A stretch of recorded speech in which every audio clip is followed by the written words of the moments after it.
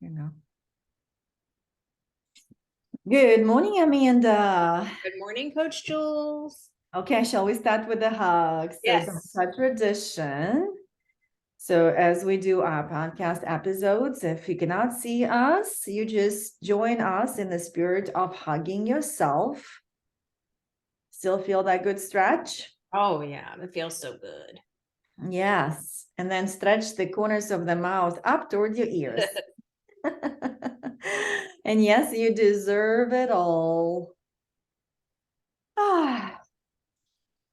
So today we're going to continue our talk.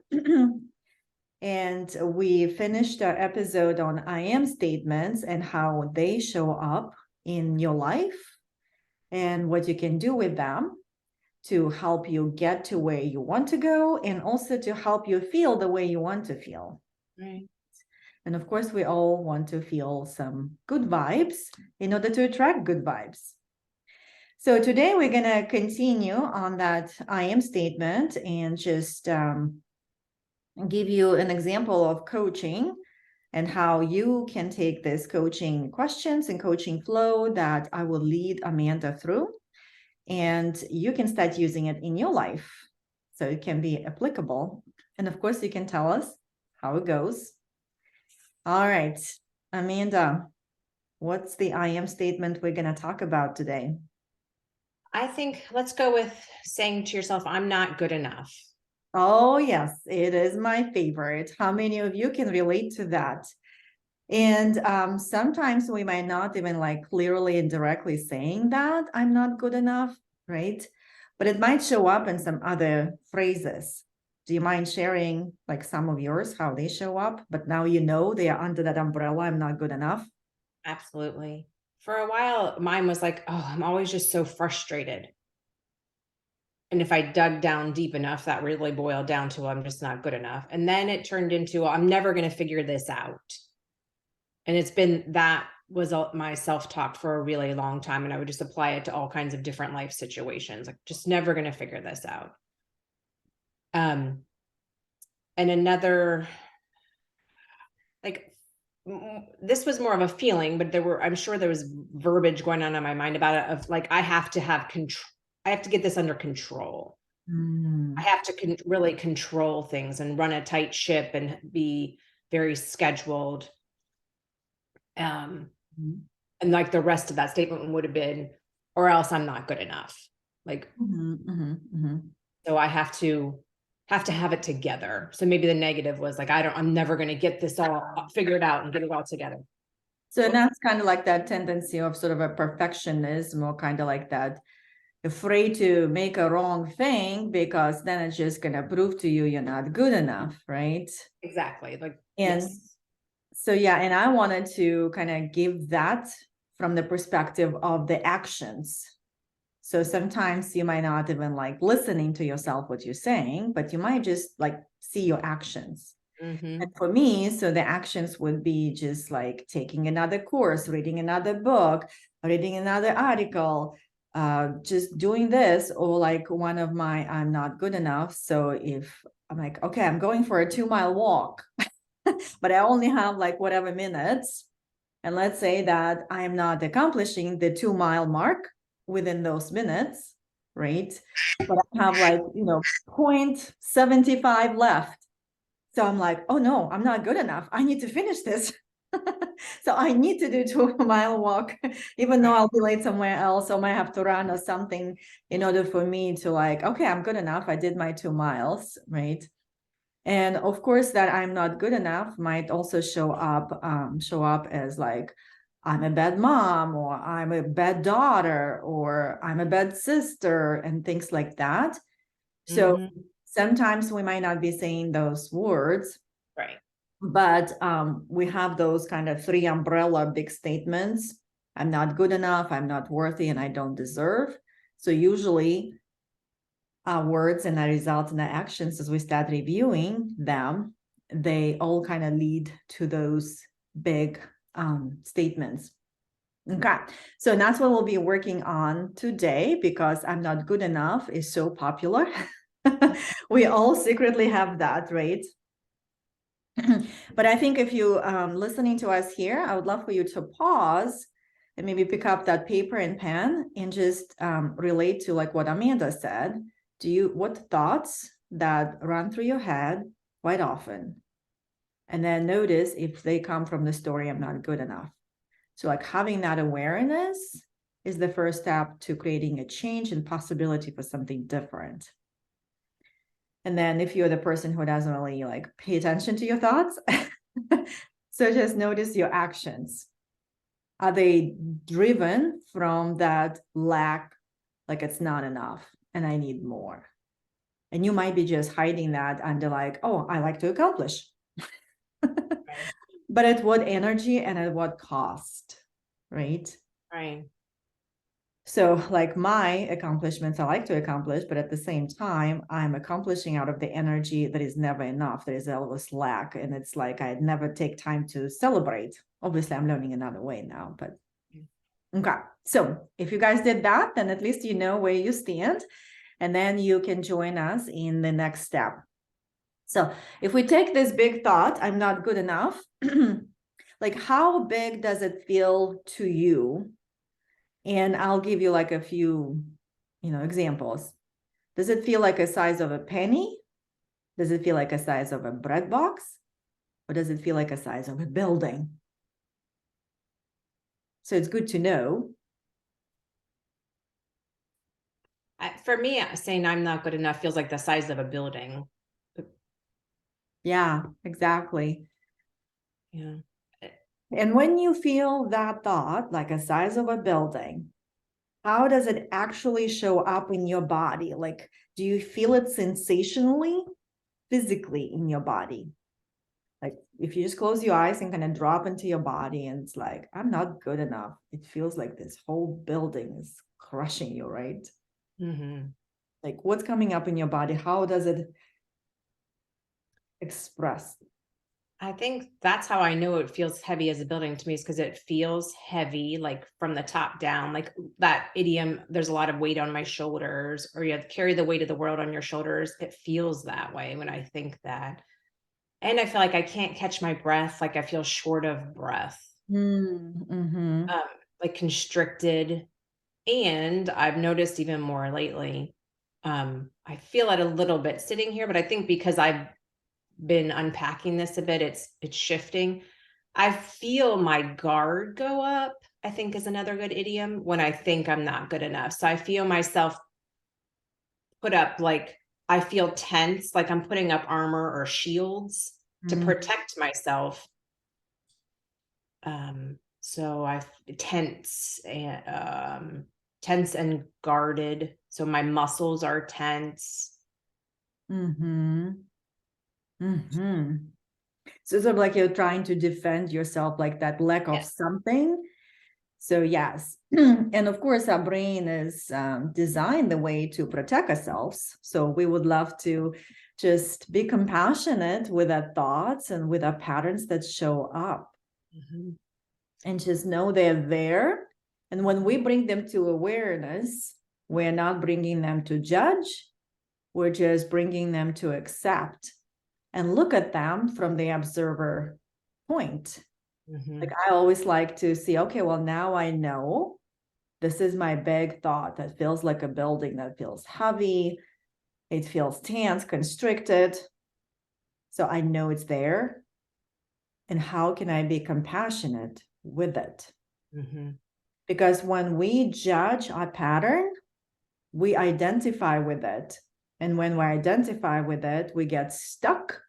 And that only creates more of a loop to keep us going in that direction. Yes. And then if we are creating a possibility and working towards a vision, like I work with clients a lot to help them create their vision, but also get to that vision, start making those steps. And that pattern of I'm not good enough shows up. And like you said, yeah, one reason it shows up, just to protect. So if you are here and you feel it, so connect with your body. How does it show up in your body? Take a few breaths and just simply say, hey, I feel you. It's okay. That's that level of acceptance. So in my coaching, I go through kind of three main levels: awareness, acceptance, and aligned actions from the place of acceptance. We're not running away from it, we're moving with it. All right. So And I'll say real quick, since I've got to work with Jules for a while, I can feel things in my body now. But in the beginning, I just had to let myself be like, oh, okay, I don't feel it yet. I think because I was so used to keeping my armor up all the time and feeling so tense and guarded all the time, that was just a normal feeling for me. And I didn't feel much else in my body. So yeah, I would encourage it, like, just try it, just keep trying it and just see what you notice. Because it has changed for me over time to be able to feel things in my body. yeah, that's a great point. Thank you for sharing. So I remember that, yes, Amanda had a challenging time to drop and feel it in her body. And that's perfectly fine. There are also other ways to go around it, but she really wanted to develop that muscle and be connected. So kudos to you that you took some time to do it and now have a better connection. Because when you have that connection, you have the body wisdom. Just like I always like to say, body doesn't lie. Yeah. So Yeah. that's why it shows up with some symptoms for us that we pay attention, because the mind keeps going. All right. So we know this thought is huge for you. It feels like a building, it feels heavy. Now, how can you make this thought smaller? Something I feel like I started saying to myself along the way was, because I would see, like, if I think I'm not good enough, there was no way for me to be like, oh no, I'm perfect, or I'm good enough. Like, that was too big of a jump. So I liked saying to myself, things are going to work out and I don't have to figure it all out right now. A lot of my self-talk that meant I'm not good enough was, I'm just never going to figure this out. I don't know what to do. So it felt good to say, okay, well, I don't have the answer, because I was still thinking I had to find like one right answer. So I would just say, oh, I don't have to figure this all out right now. And things are probably going to work out. Mm-hmm. And how does that feel in your body when you come up with that thought or with those thoughts? It just feels so soothing. And like the weight, the heaviness and the guardedness just alleviates a little bit. It's not like it all goes away, Mm-hmm. but the more I have practiced that, the more I notice I do now feel more light all the time. I do now feel less tense all the time. I feel more relaxed and more light. So Mm-hmm. yeah, like lighten the heaviness of the building I was carrying around all the time. Mm-hmm. I feel like I can breathe more deeply. Like, I'm not as short of, not that so much constricted, short of breath feeling. Mm-hmm.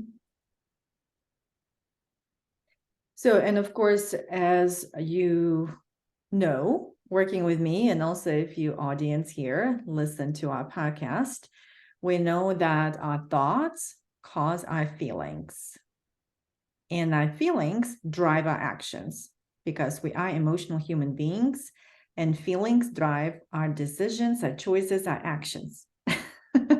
So start paying attention to that. You'll know what I mean. And then we'll get the results. But it all starts in our thoughts and creating how we want to feel so that it will fuel our actions from the place that feels aligned. And wouldn't you say that feeling light, relaxed, breathing more deeply, that feels more aligned with you, your body, and the direction you are pursuing to go? Absolutely. Because yeah. So it feels like you're, like I always like to say, co-creating with life, Yeah. instead of using life sort of like as an obstacle, because I know a lot of my clients like to say, like, well, and life gets on the way. Yeah. Yeah. Or and life causes me not to have time and things like that. Okay, so awesome. I really like that you said that I don't have to figure it everything right now. I think these are the key words. So it's just more of accepting, like, I'm okay where I am right now. Mm-hmm. and saying, not right now, figuring out, meaning that you will eventually, and you will. Yes. So I think that's, staying here and trusting the process. yeah, that's at the heart of what felt better to say, was that it was just accepting where I was. Mm-hmm. And Yeah. that let me then see, okay, well then things eventually could be feeling different. Mm-hmm. I guess I felt very unsafe to let myself accept how I felt at the time. But those words let me feel safe enough to be like, okay, I just feel this way. It's not always going to be this way. Mm-hmm. Yeah. And how that I'm not good enough, which essentially comes from limited potential, limited choices. And of course, that creates the constricted feeling. And when you feel constricted, you want to protect. Mm-hmm. Yeah. So now with these thoughts, the way you said them, like things are going to work out, I don't have to figure in things right now, that feels way more open to possibility, more open to options, right? And now your guard is probably not there to protect because you have, like, you opened yourself up. Right. Yeah. So, and of course, when we protect, there is a fear there, right? Right. And So it's just that again, loop of, exactly. And when we're creating those steps towards a vision out of fear, then we are running away from fear, which essentially is going to keeping us in that fight and flight response, because like we are running away from something we don't like and fear right now in hopes it will get us somewhere else. right. But when we meet our patterns, when we're aware of them, we have some strategies to help us create the aligned actions and go to the vision feeling good already. And yes, that fear will come up, and that's okay. So there are other ways and tools to deal with that.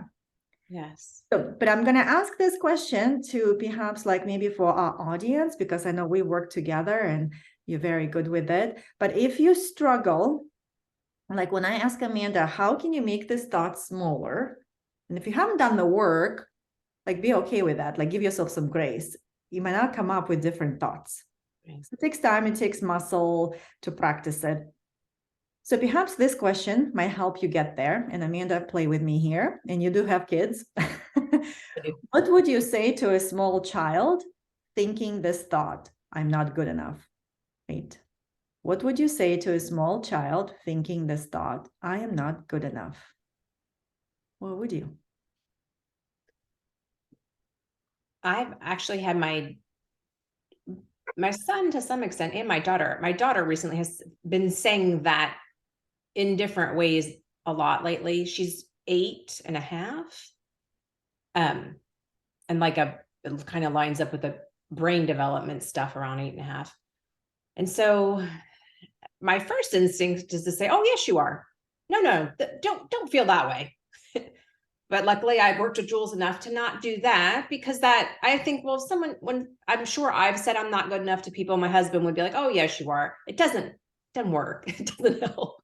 It does not work to negate how you're feeling. It's just, that's not how we are as humans. Even a parent to a kid, like I realize now, like can't fix your kid like that by just saying, oh, yes, you are. Okay, un momento. Yes, your daughter. Perfect. And she's, yeah, I feel like I'm glad it's coming up for her now, because I'm just so glad she's going to learn how to talk to herself and coach herself and listen to her self-talk. And we have done other talk in our family, like with our spiritual beliefs and things about that. And so I might say something different than other people would because of where I'm coming from about, because we do say, like, how does it feel when you're saying that? How does that feel to say that? We've talked about where there's some things that happened, or feelings you felt that you think made you feel that way. Is there times when you didn't feel that way, to try and have that conversation about, well, no matter what, you are good enough. But sometimes you feel things that make you feel confused and question if you're good enough. And sometimes actions happen, events happen, or maybe even adults say you didn't do good enough, or you got a grade on a paper that wasn't what you wanted. And those events that happen really feel confusing. And you're like, wait a minute, am I really always good enough? Because this is saying I didn't do a good enough job at something. Mhm. So by no means, I think my biggest answer is for us, there's no one thing we can say, but at least it is that we always have a conversation and try to pass on some skills to keep reiterating. The truth is that you really are good enough no matter what you feel, no matter what you do, no matter what you have, no matter who's mad at you or not. Well, I have to tell you that I'm so proud and inspired by your growth, because your answer with your daughter was perfect. And here are a few reasons why it was perfect. Because I obviously come from the family, I'm not good enough. And now I understand why I was doing what I was doing. Because when I would go into something like, oh, I'm not good enough, coach, or I'm not good enough, or whatever. And I remember my husband would always just like jump in and tell me, like, you're fine. Let's look at your testimonials and let's look at your calendar and this and this and that. But I would almost feel like not being understood, because I was feeling it. And by him providing me like constant extreme, it almost was like denying what I was feeling. And that was that moment of acceptance. That was a moment of awareness and acceptance. And I'm so proud of you that, like you said, you wanted to say, like, of course you're good enough, but you were dismissing her feelings. But I'm proud of you that you took the time to actually dig deeper and ask her what the event that made you feel not good enough. Where is it? Where do you feel it? So it's okay to feel that way. But now let's look at the different picture. So, and I'm glad that you were also able to bring that confusion, and especially when you're a child and she's still pure and she still feel the pure energy of she is more than good enough. Because in essence, this is who we are, all of us, even in the adult version of it. So I'm so proud of you. And the main thing here, and for the adults, like one question you want to ask yourself, and this is what, when like I finally kind of like paused and slowed down, and I ask, okay, I'm not good enough. Is it really true? And then if the question is yes, then I would really want you to think hard to give me at least 5 evidences out of your life that show you that you're not good enough. And when I started to dig deeper, I'm like, who's I'm good enough? Like, I'm doing all of this and I'm doing that and I have this and blah, blah. So, and I suddenly could not really come up with like really valid evidence that show that I'm not good enough. And usually people who have that driving energy out of not good enough, they actually like, very good at accomplishing, achieving things. So just questioning your beliefs, questioning your thoughts, because that's what make your beliefs. And really our thoughts, they're just sentences in our head. They're running through. However, some of them are so big, like the size of the building, so that they basically create the story of life. And knowing that, you can start creating different sentences while still living the other ones, because they will be showing up. So yes, I'm very proud of you. And yes, what would you say to a small child thinking this thought? Well, have a conversation. Don't deny your child's feelings. Learn from your child. And then together create the new truth that your child can also feel good about.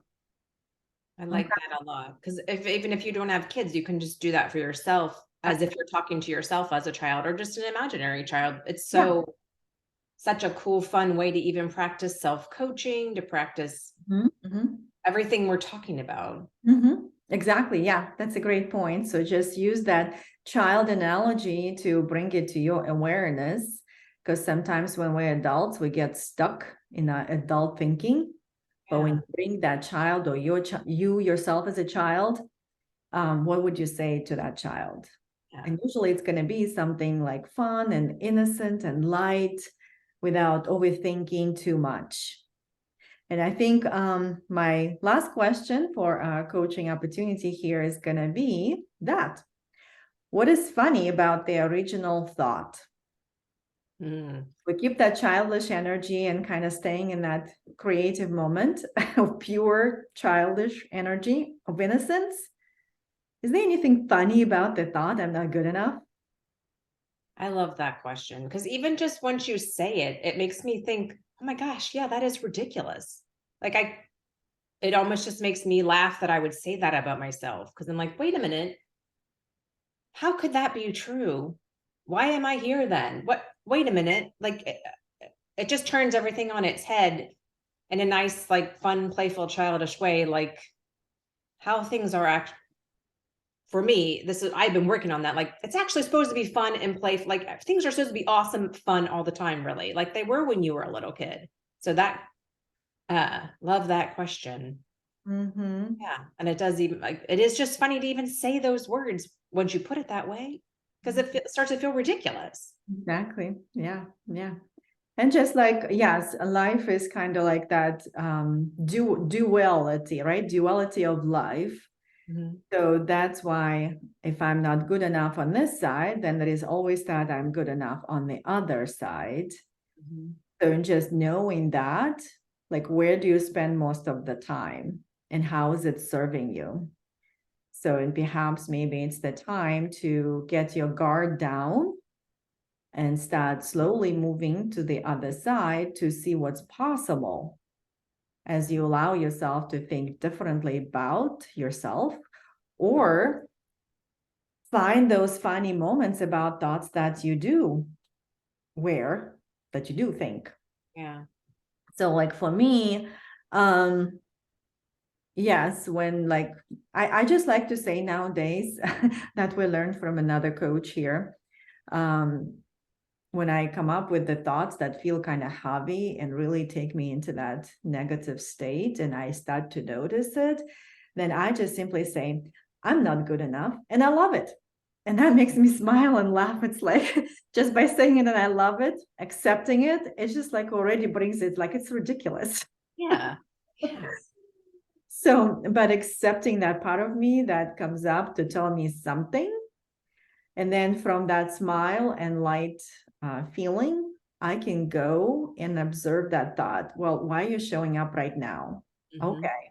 Probably just to tell me that I'm feeling inadequate. Okay. Why am I feeling inadequate? Because, somebody just asked me the question that I think I'm supposed to know the answer to. But what if I don't know and just simply tell them I don't know the answer? And that's it. And be okay with that, right? Yeah.